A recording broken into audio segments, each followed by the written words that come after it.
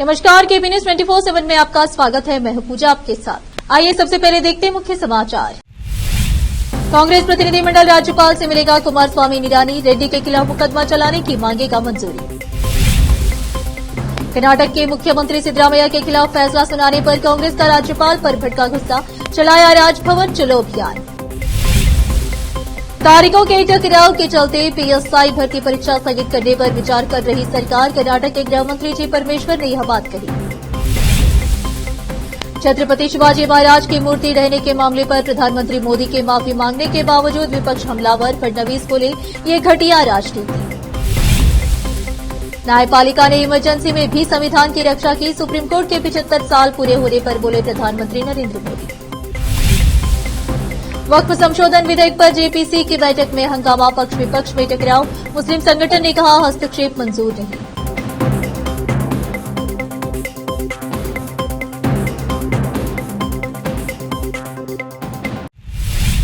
अब समाचार विस्तार से। शुक्रवार 30 अगस्त की शाम को बीदर के शाहगंज कमांड के अंदर दरगाहपुरा में नई शावरमा पॉइंट का उद्घाटन किया गया। इस अवसर पर यहां बीदर के प्रसिद्ध एक्टर मोहम्मद अयान खान, फरीद उल्लाह खान, जिशान इमरान खान, अलीशान खादरी के अलावा अन्य लोग उपस्थित थे। इस शावरमा पॉइंट के मालिकों जुबैर और फैजान ने इन सभी अतिथियों का स्वागत किया और शाल और फूलमाला पहनाकर इनका सम्मान किया गया। इस अवसर पर अतिथियों ने इस शावरमा पॉइंट के उद्घाटन पर इसके मालिकों को बधाई दी और आम जनता को यहां आकर शावरमे का स्वाद चखने की अपील की।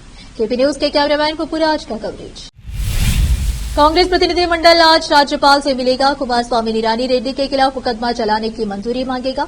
मुख्यमंत्री सिद्धरामैया ने शुक्रवार को कहा कि उनकी कैबिनेट सहयोगियों, कांग्रेस विधायकों और सांसदों का एक प्रतिनिधिमंडल शनिवार को राज्यपाल थावरचंद गहलोत से मिलेगा और उनसे मुकदमा चलाने के लंबित अनुरोधों को अपनी मंजूरी देने का आग्रह करेगा। मुख्यमंत्री ने यहां पत्रकारों से बात करते हुए कहा, एचडी कुमारस्वामी, मुरुगेश निरानी और जनार्दन रेड्डी से जुड़े मामलों की जांच पूरी हो चुकी है और आरोप पत्र दाखिल करना लंबित है। कर्नाटक के राज्यपाल थावरचंद गहलोत ने हाल ही में मुख्यमंत्री सिद्धरामैया के खिलाफ मुकदमा चलाने की अनुमति दी। इसके खिलाफ पूरे राज्य में विरोध प्रदर्शन हो रहे हैं। आज सत्ता में मौजूद मंत्रियों ने मुद्दा मामले में राज्यपाल के फैसले के विरोध में राजभवन चलो अभियान चलाया। कर्नाटक के मुख्यमंत्री सिद्धरामैया, उप मुख्यमंत्री डीके शिवकुमार, राज्य मंत्रिमंडल के अन्य मंत्रियों के साथ साथ कांग्रेस विधायकों ने राजभवन चलो में भाग लिया। कांग्रेस के विरोध प्रदर्शन राजभवन चलो पर गृह मंत्री जी परमेश्वर ने कहा, आज हम कर्नाटक के सीएम सिद्धरामैया के खिलाफ मामला चलाए जाने की अनुमति देने का विरोध कर रहे हैं। उनके सामने अन्य मामले भी हैं, लेकिन उस पर कोई निर्णय नहीं लिया गया। हमारी मांग है कि राज्यपाल उन पर विचार क्यों नहीं कर रहे हैं और उनके खिलाफ मुकदमा चलाने की अनुमति क्यों नहीं दे रहे हैं। शुक्रवार को कर्नाटक के गृह मंत्री जी परमेश्वर के लोक निर्माण मंत्री सतीश जारकिहोली के आवास के दौरे ने राजनीतिक हलकों में हलचल मचा दी।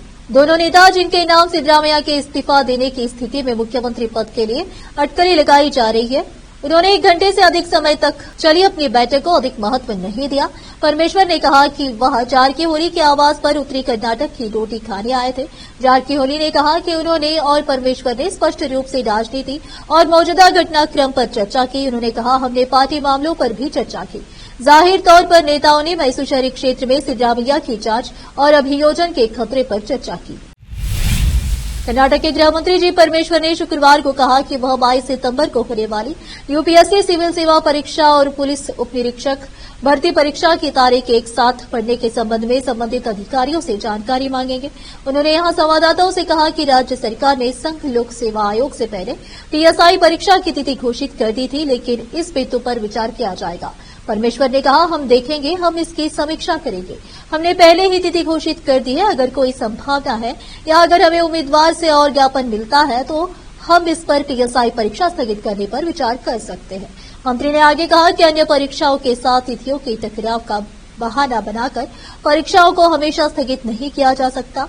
उन्होंने कहा, सब कुछ बहुत सुचारू रूप से चल रहा था। जब पहले मैं गृह मंत्री था तो हजारों लोगों की बिना किसी बाधा के भर्ती की गई थी, लेकिन इस बार पीएसआई घोटाला और परीक्षा आयोजित करने में देरी जैसी अड़चनें आई है। अब फिलहाल एक छोटा सा ब्रेक। कील मुहासों की दाग, मस्सा, बालों का झड़ना, गंजापन, चेहरे पर अनचाहे बालों से परेशान लोगों के लिए खुशखबरी। अब इन सभी प्रकार की समस्याओं को दूर करने के लिए शहर बीदर में खुल गया है Biyani skin and hair clinic, cosmetic and laser centre, जहां पर त्वचा, बालों एवं चेहरे पर दाग धब्बे, शरीर में खुजली, नाखूनों से संबंधित बीमारी के अलावा और भी कई बीमारियों का इलाज किया जाता है। इसके अलावा बीदर में पहली बार यहाँ पर अनचाहे बालों को निकालने के लिए लेजर ट्रीटमेंट अवेलेबल है। अपने खोए हुए बालों के लिए पीआरपी और जीएफसी थेरेपी अवेलेबल है। यहाँ पर लेजर द्वारा टैटू भी रिमूव किया जाता है और मस्से भी निकाले जाते हैं। Doctor Vinay Kumar Biyani MBBS MD, consultant dermatologist, cosmetologist and trichologist की निगरानी में चलाए जाने वाले स्किन एंड हेयर क्लिनिक में आकर अपनी बीमारियों और समस्याओं को दूर कीजिए और इस क्लिनिक के इलाज से फायदा उठाइए। आज ही चले आइए। यहाँ पर बीदर के अलावा महाराष्ट्र और तेलंगाना से भी पेशेंट आकर लाभ उठा रहे हैं। पहले पीआरपी थेरेपी और लेजर ट्रीटमेंट के लिए लोग हैदराबाद जाते थे।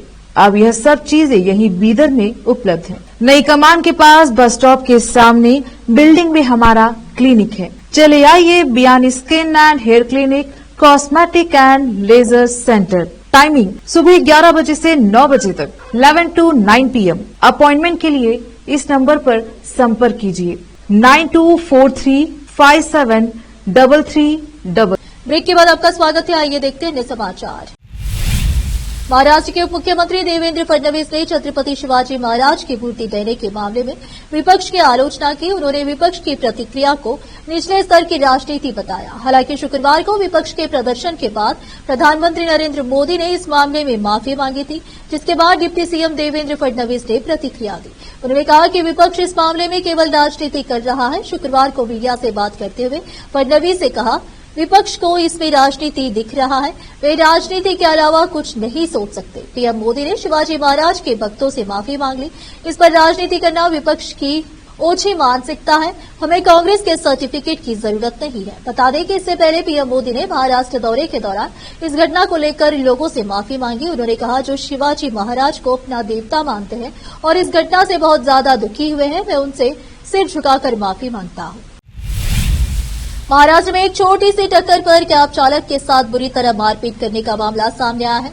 इस घटना का वीडियो सोशल मीडिया पर खूब वायरल हो रहा है। पीड़ित चालक और सीसीटीवी फुटेज के आधार पर घाटकोपर के एक दंपति के खिलाफ केस दर्ज किया गया है। सीसीटीवी फुटेज में ऑडी कार से उतरकर एक शख्स 24 वर्षीय ओला कैब चालक क्यामुद्दीन अंसारी को उठाकर जमीन पर पटकता दिखाई दे रहा है।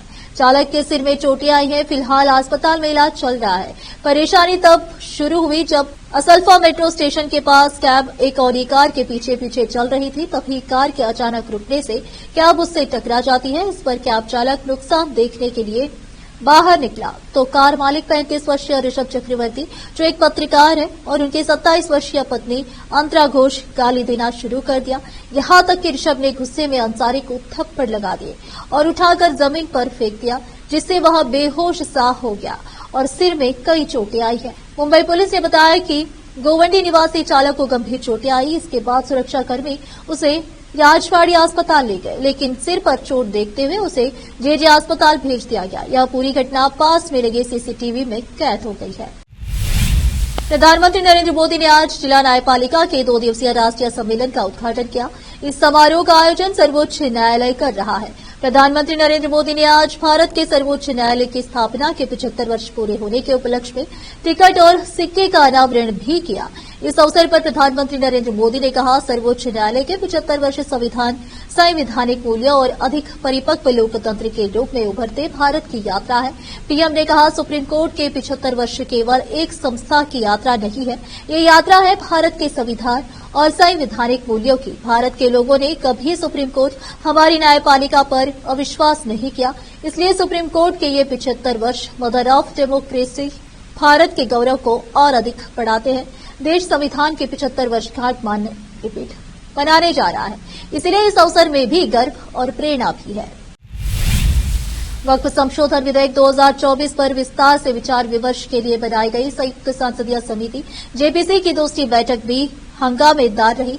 शुक्रवार को हुई इस मैराथन बैठक में बिल को लेकर भाजपा और विपक्षी सांसदों के बीच जोरदार बहस हुई। विपक्षी सांसद थोड़ी देर के लिए बैठक से वॉकआउट भी कर गए। विधेयक पर अपना पक्ष रखने के लिए बैठक में आमंत्रित मुस्लिम संगठनों ने बिल का विरोध किया।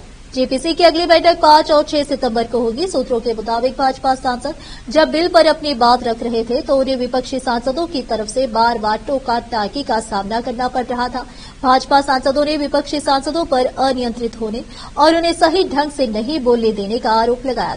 तो वहीं विपक्षी सांसदों ने यह आरोप लगाया कि भाजपा सांसद मनमानी कर रहे हैं, लोकतांत्रिक प्रक्रिया का पालन नहीं कर रहे हैं और विपक्ष के सांसदों पर व्यक्तिगत टिप्पणी भी कर रहे हैं। मुस्लिम संगठन की तरफ से जेपीसी की बैठक में बुलाए गए ऑल इंडिया सुन्नी जमीयत ए उलेमा ने बिल का विरोध करते हुए कहा कि उन्हें वक्फ कानूनों में संशोधन मंजूर नहीं है। वक्फ मुसलमानों का मामला है और सरकार को इसमें दखल नहीं देना चाहिए। वहीं जेपीसी के सामने Indian Muslim for civil rights संस्था ने भी बिल में संशोधन का विरोध किया। संस्था के अध्यक्ष पूर्व सांसद मोहम्मद अदीब ने इस बिल को अवैध बताते हुए यह आरोप लगाया कि सरकार मुसलमानों के धार्मिक मामलों में दखल अंदाजी कर रही है। शनिवार को किसानों के विरोध प्रदर्शन के 200 दिन पूरे हो गए हैं। किसानों ने आज शंभू बॉर्डर पर इस मील के पत्थर को मनाने के लिए बड़ी संख्या में इकट्ठा होने की योजना बनाई है। ओलंपियन विनेश फोगाट किसानों के समर्थन में शंभू बॉर्डर पहुंच गई है। विरोध प्रदर्शन खनौरी शंभू और रतनपुरा बॉर्डर पर होने की योजना है। 13 फरवरी से किसान शंभू बॉर्डर पर डटे हुए हैं, जब पुलिस ने उन्हें दिल्ली जाने से रोक दिया था। बता दें कि प्रदर्शनकारी अन्य प्रमुख मुद्दों के अलावा सभी फसलों के लिए न्यूनतम समर्थन मूल्य एमएसपी की कानूनी गारंटी की मांग कर रहे हैं। प्रमुख खेल हस्ती और किसान आंदोलन के समर्थक फोगाट को दिन के कार्यक्रमों के दौरान किसानों द्वारा सम्मानित किया जाएगा। अब फिलहाल एक और छोटा सा ब्रेक।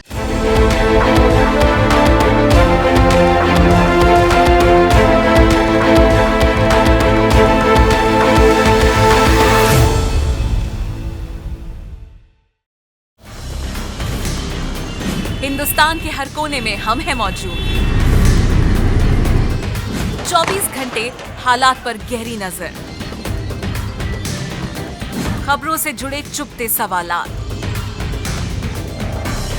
और आपको दिखाता है धार्मिक, सामाजिक, राजनीतिक, लोकल और इंटरनेशनल न्यूज की सबसे बेहतर कवरेज, जो आपको रखती है हर पल बाखबर। देश और दुनिया भर की खबर के लिए देखते रहें केपी न्यूज 24/7। ब्रेक के बाद आपका स्वागत है। आइए देखते हैं अगले समाचार। कोलकाता में डॉक्टर बेटी से रेप और हत्याकांड के बाद टीएमसी और बीजेपी एक दूसरे पर हमलावर है। इस बीच मशहूर गायक अरिजीत सिंह ने एक नया गाना गाकर सियासी बखेड़ा कर दिया। कोलकाता में डॉक्टर बेटी को इंसाफ के खातिर एक तरफ छात्रों का हुजूम सड़क पर है, दूसरी तरफ बीजेपी ने ममता बनर्जी के खिलाफ मोर्चा खोल रखा है। आए दिन उनके सरकार गिरने की अटकलें लग रही है। इस एपिसोड में बॉलीवुड सिंगर अरिजीत सिंह ने जब बंगाल में गाया एक गाना अपने यूट्यूब चैनल पर रिलीज किया तो टीएमसी को बहुत बुरा लगा। दरअसल इस गाने के जरिए अरिजीत सिंह ने आरजीकर मेडिकल कॉलेज में डॉक्टर बेटी से रेप और हत्या का विरोध करते हुए इंसाफ की मांग की थी। इस गाने से टीएमसी को मिर्ची लग गई। टीएमसी नेता कुणाल घोष ने जवाब में एक्स पर पोस्ट किया, अरिजीत सिंह एक बेहतरीन गायक, इसके अलावा वो एक बहुत अच्छे इंसान भी है। पीड़िता के लिए न्याय की मांग करने वाला उनका गाना उचित है। मैं इसका समर्थन करता हूं, लेकिन अरिजीत के साथ समस्या ये है कि उनकी चेतना केवल बंगाल के लिए ही पैदा होती है। वो कभी भी महाराष्ट्र के बदलापुर जैसी दूसरी घटनाओं या साक्षी मलिक के लिए गीत जारी नहीं करते। रॉबर्ट वाड्रा ने कंगना रनौत को लेकर कहा कि वह सांसद बने रहने के काबिल नहीं है। कांग्रेस महासचिव प्रियंका गांधी के पति और बिजनेसमैन रॉबर्ट वाड्रा ने किसानों के विरोध प्रदर्शन को लेकर कंगना रनौत की टिप्पणियों पर कंगना रनौत की जमकर आलोचना की। रॉबर्ट वाड्रा ने यह भी कहा कि कंगना रनौत एक महिला है, मैं उनका सम्मान करता हूं, लेकिन मुझे लगता है कि वह संसद में रहने के लायक नहीं है। उन्होंने कंगना के एजुकेशनल क्वालिफिकेशन पर भी सवाल उठाए और कहा कि मुझे लगता है कि वह लोगों के बारे में नहीं सोचती, वह सिर्फ अपने बारे में सोचती है। उन्हें महिलाओं के बारे में सोचना चाहिए। मेरी अपील है कि पूरे देश एक साथ आए और महिला सुरक्षा के मुद्दे पर आगे बढ़े। उन्होंने कहा कि महिलाओं की सुरक्षा सबसे महत्वपूर्ण मुद्दा है और सभी राजनीतिक दलों को इसके समाधान के लिए एक साथ आना चाहिए। हिमाचल प्रदेश की मंडी लोकसभा सीट से सांसद रनौत ने हाल ही में कहा था कि किसान आंदोलन के दौरान लाशों लटकी रही थी और बलात्कार हो रहे थे। कंगना रनौत ने एक इंटरव्यू में कहा था, जो बांग्लादेश में हुआ है वो यहाँ भारत में होते हुए भी देर नहीं लगती। अगर हमारा शीर्ष नेतृत्व सशक्त नहीं होता, उन्होंने कहा, यहाँ पर जो किसान आंदोलन हुए वहाँ पर लाशें लटकी थी, वहाँ रेप हो रहे थे। हालांकि कंगना के इस बयान से बीजेपी ने खुद को दरकिनारा कर लिया। आखिर में फिर एक बार देखते मुख्य समाचार। कांग्रेस प्रतिनिधिमंडल राज्यपाल से मिलेगा, कुमारस्वामी निरानी रेड्डी के खिलाफ मुकदमा चलाने की मांगेगा मंजूरी। कर्नाटक के मुख्यमंत्री सिद्धरामैया के खिलाफ फैसला सुनाने पर कांग्रेस का राज्यपाल पर भड़का गुस्सा, चलाया राजभवन चलो अभियान। तारीखों के टकराव के चलते पीएसआई भर्ती परीक्षा स्थगित करने पर विचार कर रही सरकार, कर्नाटक के गृह मंत्री जी परमेश्वर ने यह बात कही। छत्रपति शिवाजी महाराज की मूर्ति ढहने के मामले पर प्रधानमंत्री मोदी के माफी मांगने के बावजूद विपक्ष हमलावर, फडणवीस बोले ये घटिया राजनीति। न्यायपालिका ने इमरजेंसी में भी संविधान की रक्षा की, सुप्रीम कोर्ट के 75 साल पूरे होने पर बोले प्रधानमंत्री नरेंद्र मोदी। वक्फ संशोधन विधेयक पर जेपीसी की बैठक में हंगामा, पक्ष विपक्ष में टकराव, मुस्लिम संगठन ने कहा हस्तक्षेप मंजूर नहीं।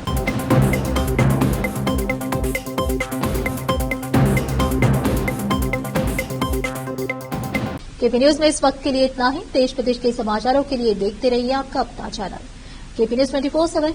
धन्यवाद।